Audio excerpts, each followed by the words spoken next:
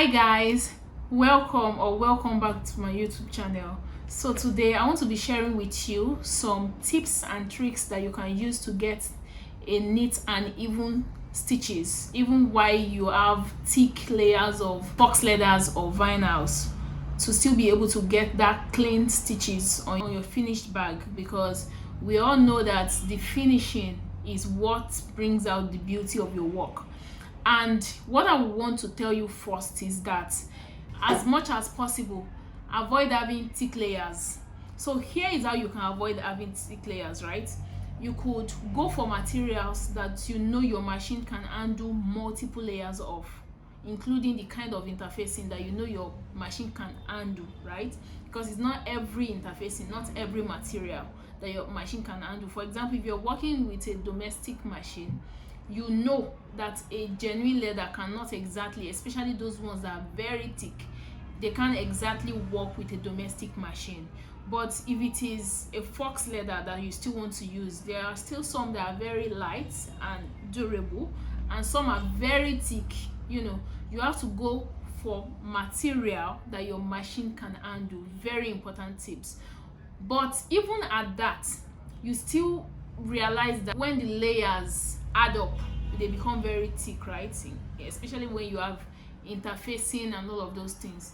So another thing you can do is keep your interfacing out of your seam allowance. So let's say, yes, your machine can handle the type of material that you chose, but sometimes keeping your interfacing out of the seam allowance is also very important. This is why I make sure that all of my pattern, or should I say almost all of them, as they are interfacing out of the seam allowance, especially if the interfacing is heavy. I don't keep an heavy interfacing in the seam allowance, except if the interfacing is a light one. If it is very light, I could still keep it in the seam allowance depending on the design of the bag. So no matter what pattern you're using, you could always make sure that your interfacing is out of the seam allowance, number one, and also that your machine can handle the material that you're using. So I have 10 ways or tips that you can use for thick layers of leathers to make sure that you still have that clean and even stitches. So I'm going to be showing you 4 of it in these tutorials, and then there are 6 others that you get to read with the link in the description below. After watching the video, you can do well to click the link and then check the remaining 6. So let's get right into it, guys. So you have to use thread that is thick enough. You can't use all these tiny fraying thread that tailors use for clothes, for something as thick as this, for example, or something as thick as this. It will just keep cutting. So the thread that you use is very important. This is polyester thread and it is 3 mm, that's the size. So this one, I call it invisible thread. Some people call it fishing line, and several names for it. So I use this one in particular because it allows me to sew on several colors of materials, and then it will still look like, for example, if I am using it on this red, it looks like as if I use a red thread. If I use it on wine, it's like I use a wine thread, like so like this. So that's why I prefer to use this, but you can use the polyester thread as well. So yeah, once you have gotten the right kind of thread out of the way, your needle has to be the right size. The right size, the size I use for thick stuffs like this, bags in general, are size 21 to 23.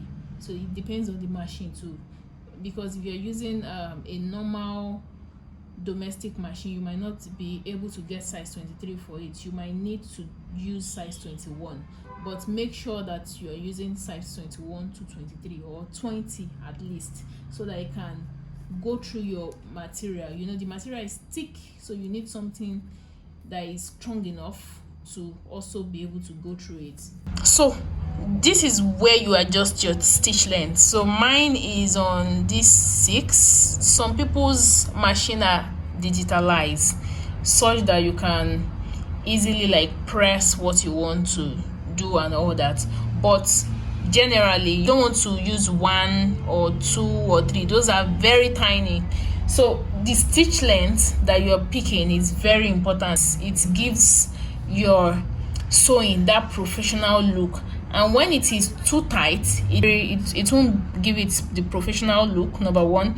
And if it is thick and then the stitch length is now tight again, you will run the risk of thread cutting, having skipped stitches and all of those problems. So you want to make sure that you adjust your stitch length to the right proportion. You can adjust it for 5 first, try to sew, see how it looks. You can try 4, see how it looks. You can try 6, so like that. So you get to try it out on scrap pieces to know what is okay and what is not, and to know what you should stick to. So to sew something as thick as this, after you have make sure that your thread is the right one to use, the needle is the correct one, and your stitch length is correct. Another thing you want to do is, because this is a vinyl, right, and then interfacing in between it, so you want to apply, this is just a normal machine lubricating oil. You want to just apply a small dab, and then on the parts you want to sew, right, and then you can start sewing. The reason why I do this is because the vinyl or fox leather itself it's stick to the foot of the machine, right, and when it's stick like that, it's either dragging or something. When it is dragging, it can cause a lot of problem. It can make sure that your stitches is keeping, that your thread is cutting, and a whole lot of things. It can even be removing thread at the back and looking very unprofessional, and you don't want something like that to spoil your work. So applying a dab of machine lubricating oil like this will save you a whole lot. So you can just sew along that part.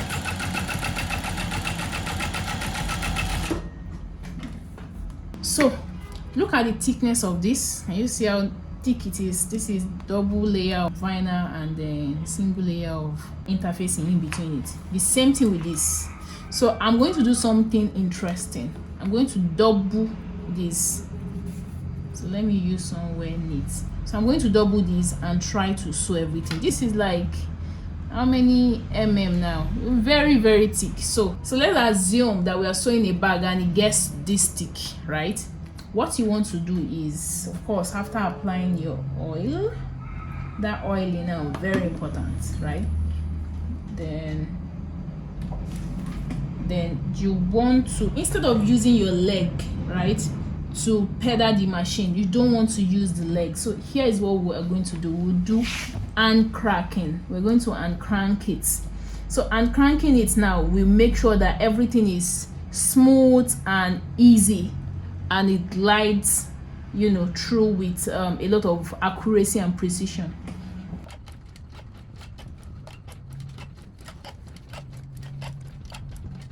So this particular method, right, is also good for when you are going around a corner.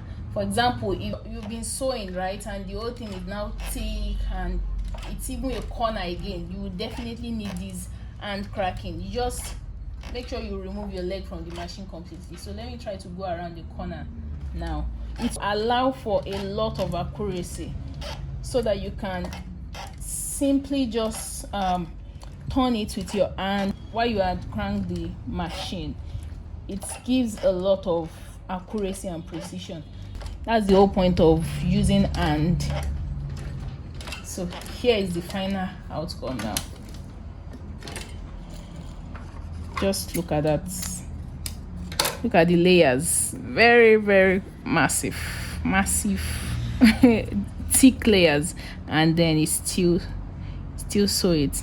So for a corner this stiff, I just cut it into like a corner, so that, to explain what I was saying, let's say you want to sew this, to give that easier, I'm still uncracking it, and then I'm just trying to go around the corner. So if I try to use my foot to pedal this, it will not only cut the thread, it will also not be as accurate as it should be. So this is it.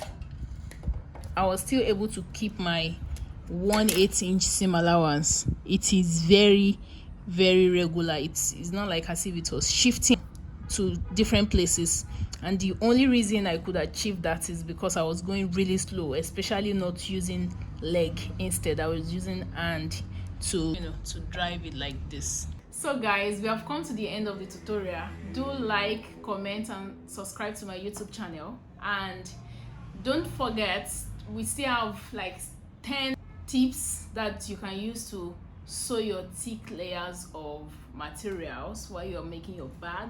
So check in the description below, and then you can read it up and use it to enhance your bag making, so that all your bag will look so professional and so designer, as some people used to say. All right guys,